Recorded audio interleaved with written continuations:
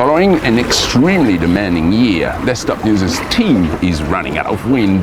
So for the first time since the Sailing Update's debut, we are going to have a nice little break in August. We'll recharge the team's batteries and come back to you early September, sailing the waves at full pace. But first, Sopot match race sees an impressive victory for British skipper Ian Williams and his team.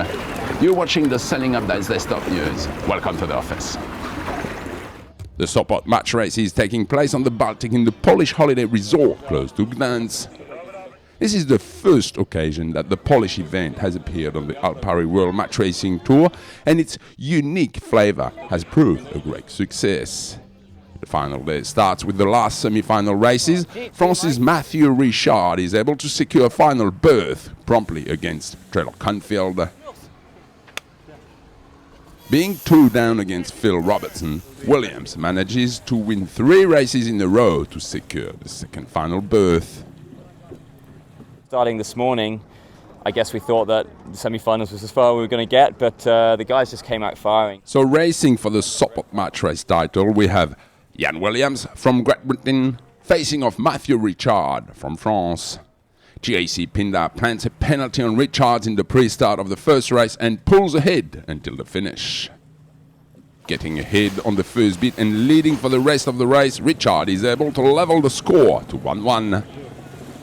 The third and final race is a tight one, with both boats colliding at the bottom mark. For his infringement, Richard receives a red flag, immediate penalty.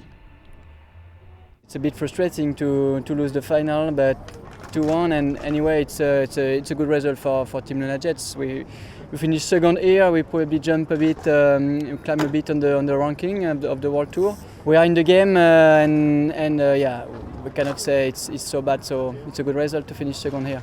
The penalty given to Richard is all Williams needs to sail away to a great victory. We're really pleased to have come through and won here in Sopot. We came here just thinking if we can get into the semi-finals, then we can keep the pressure on the other team.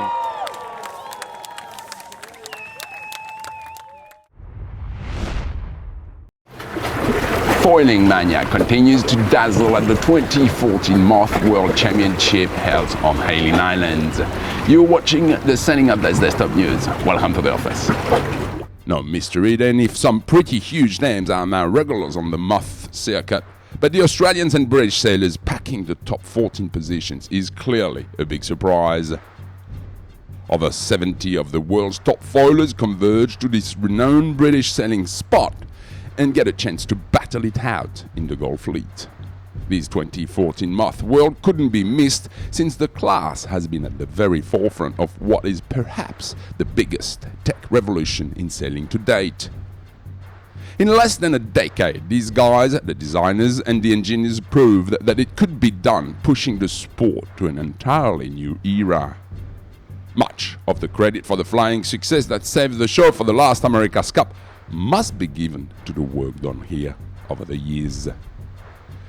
Super Pro Nathan Outridge just has to be on call and manages to clinch decisive win against Britain's Chris Rushley and fellow Aussie Josh McKnight after 10 spectacular races.